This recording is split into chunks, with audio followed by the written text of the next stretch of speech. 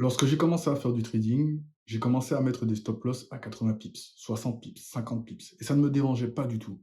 Et quand j'ai découvert justement la smart money, le price action et bien d'autres styles de trading, j'ai commencé de plus en plus à rechercher en fait la possibilité d'avoir des stop loss très courts. Tout comme moi, beaucoup de traders débutants veulent rapidement limiter leurs pertes et avoir des stop loss très serrés pour pouvoir maximiser leurs profits et mettre des lots beaucoup plus importants. Il n'y a pas de souci là-dessus, j'en ai été de ces personnes. En revanche, est-ce que réellement c'est ça la clé pour pouvoir réussir dans le trading? Est-ce que c'est réellement ça la clé qui va te permettre de gagner plus d'argent? Est-ce que c'est réellement ça la meilleure stratégie pour pouvoir atteindre ta liberté? C'est ce qu'on va voir dans cet épisode et ensemble, on va pouvoir décortiquer les stop loss courts, pourquoi justement tu les prends, pourquoi c'est avantageux, pourquoi c'est désavantageux pour ton trading et pourquoi, selon mon opinion, tu laisses potentiellement beaucoup d'argent sur la table en cherchant uniquement à avoir des stop loss très courts. Tout d'abord, il est important pour moi de te rappeler qu'un stop loss est d'abord une protection pour ton capital. Je préfère le dire parce que souvent on pense juste que le stop loss est là pour nous permettre de perdre. Pas seulement ça. Il ne permet pas seulement d'encaisser une perte.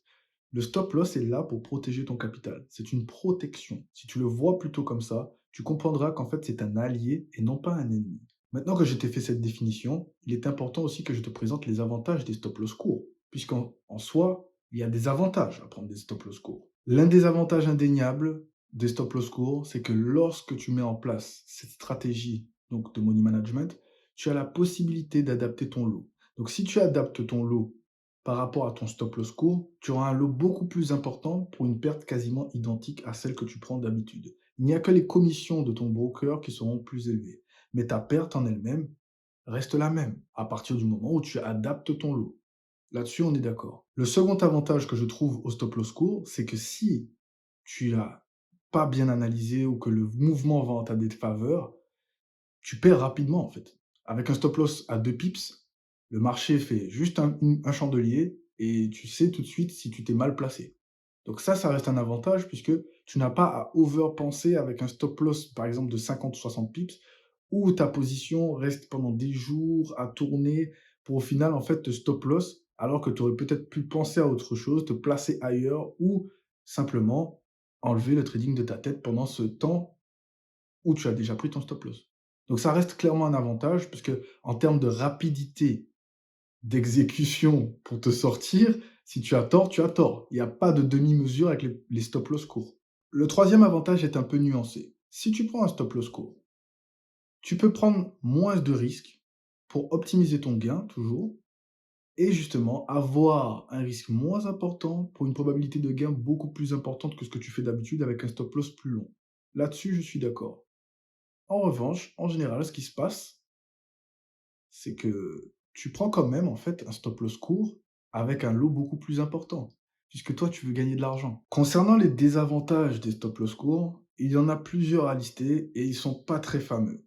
Le premier désavantage que je peux constater, c'est que quand tu prends un stop loss court et que tu es quand même bien placé dans ta zone, mais imaginons que tu as trop raffiné ton stop loss, tu finis par te faire sortir par le marché, parce que le marché a une augmentation de sa volatilité, et au final, tu es pas dans le mouvement alors qu'il part dans le bon sens. Et là, tu te peux juste pleurer en fait parce que ta position est bien partie dans le bon sens, mais tu t'es fait sortir à cause de ce tiny stop loss. Donc ce déclenchement prématuré entraîne des conséquences. Quelles sont les conséquences, tu me diras? Eh bien, ça, c'est le deuxième point négatif.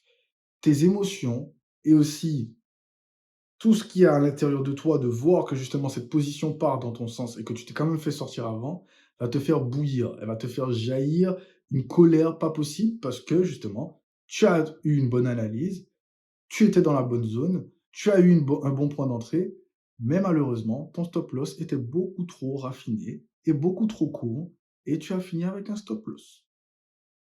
Donc au final, tu n'as pas gagné d'argent. Tu n'as pas pu profiter de la fluctuation en ta faveur. C'est quand même dommage.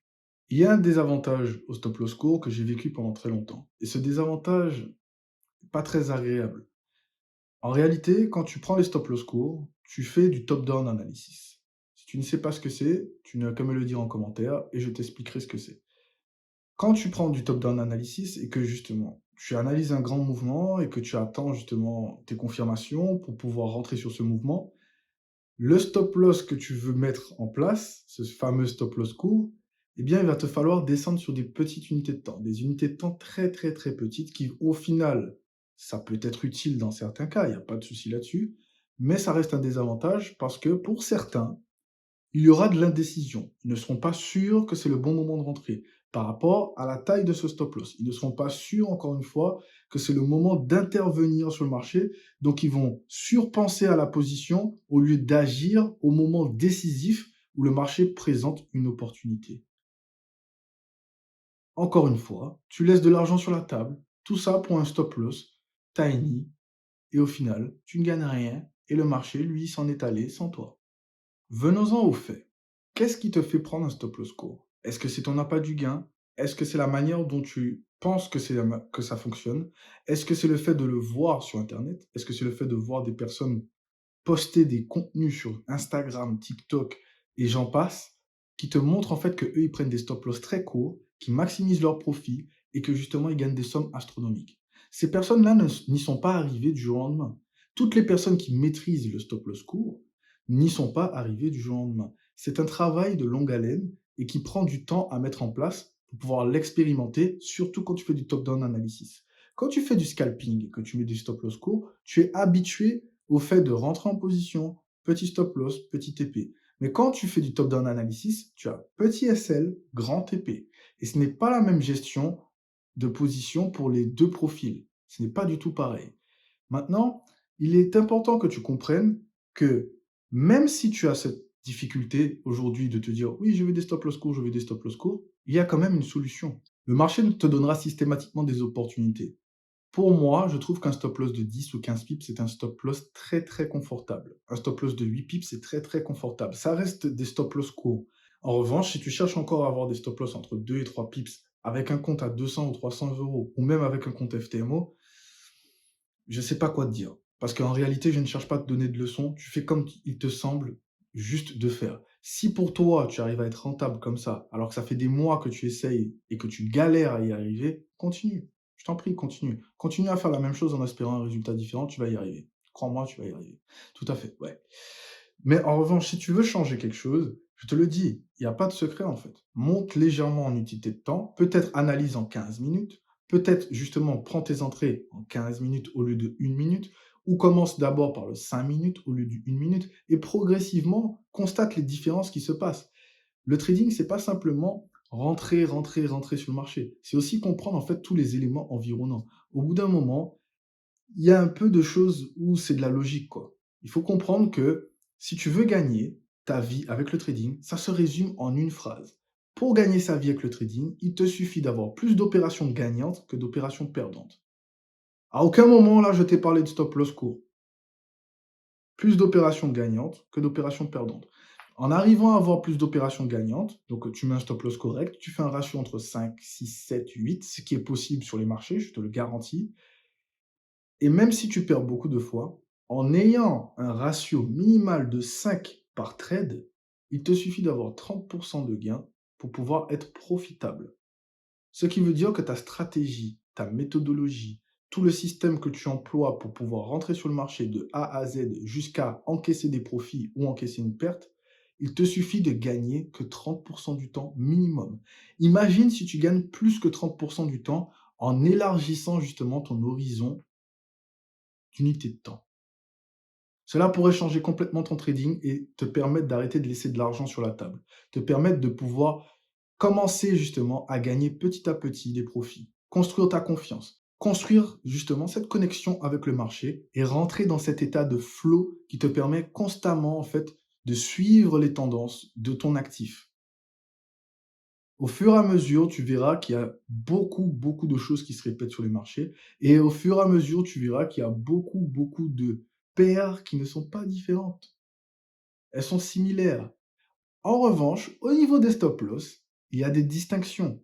Certains actifs ont des moyennes de stop loss entre 5 et 15 pips. D'autres actifs ont des moyennes de stop loss entre 9 et 16 pips. Et ces chiffres, je ne te les donne pas par hasard. Je te les donne parce que justement, j'ai analysé ces paires de façon à pouvoir voir ce qui est possible de faire en analysant avec des modèles réplicables et duplicables sur tous les actifs. Ce n'est pas simplement le fait de juste rentrer sur le marché qui m'a permis de dire ça. C'est aussi le fait de pouvoir m'exercer en dehors du marché. Quand j'aborde la gestion de mon risque, au bout d'un moment, je me suis juste dit, en fait, moi, je veux gagner ma vie avec le trading. J'en ai marre de rater des positions. J'en ai marre qu'à chaque fois, je me dise oui, parce que j'étais au travail, blablabli, blablabla. Aujourd'hui, je ne travaille plus. Et pour autant, je loupe quand même des positions. Et pour autant, je loupe quand même des positions. J'ai autre chose à faire, en fait. Ok, le trading, c'est important, mais je ne peux pas rester systématiquement assis devant mon graphique. Et pour cela, j'utilise des sell limites, des buy limites, des positions qui s'enclenchent quand je ne suis pas là. Tu penses réellement que je peux enclencher des positions quand je ne suis pas là avec des stop loss de 2 pips? Certains le font, mais moi, je n'y arrive simplement pas. Et ça ne m'intéresse pas. Je préfère laisser ma position légèrement respirer, avoir une marge d'erreur. Le stop loss est une protection. Donc, cette protection te permet d'avoir une marge d'erreur par rapport à ton point d'entrée. Imaginons que tu rentres à un niveau et que tu as une marge d'erreur de 10 points. Le marché fait 8 points. Le spread sur ma paire, par exemple euro-USD, est de 0. Je suis toujours en position. Est-ce que tu comprends ce que j'essaie de te faire comprendre? Cette approche beaucoup plus efficace et beaucoup plus intéressante pour ma gestion de risque m'a permis en fait de prendre des positions, m'a permis de gagner de l'argent, m'a permis de construire ma confiance. Elle m'a permis aussi de voir qu'il y a plus de possibilités d'entrer sur le marché que je ne l'imaginais. Mais quand je parle de possibilités, ce sont des vraies possibilités, des vrais setups, pas juste des setups qui sont là et que je les prends et qu'en final je me fais sortir par un pullback qui sort de l'espace suite à une annonce économique. Non, dans une tendance haussière, je dois rentrer sur les higher low. Dans une tendance baissière, je dois rentrer sur les lower high. En utilisant cette méthodologie, tu vas construire petit à petit l'habitude de pouvoir rentrer sur le marché.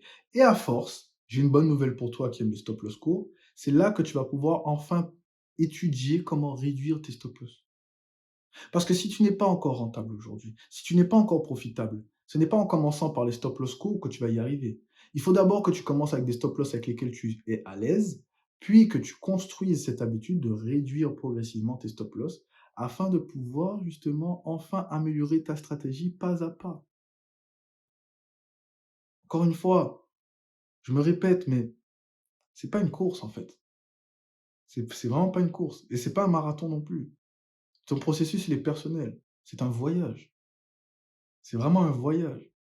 Parce qu'une fois que tu vas maîtriser ça, tu l'auras pour toute ta vie. Donc, à toi de voir, est-ce que tu veux juste faire du trading pour dire que tu fais du trading? Ou est-ce que tu veux vraiment faire du trading pour gagner ta vie avec le trading? Parce que si tu veux vraiment, vraiment, vraiment gagner ta vie avec le trading, c'est pas une question de stop loss court qui va t'arrêter. Tu vas mettre les stop loss adéquats pour pouvoir gagner cet argent. Crois-moi. Réfléchis-y.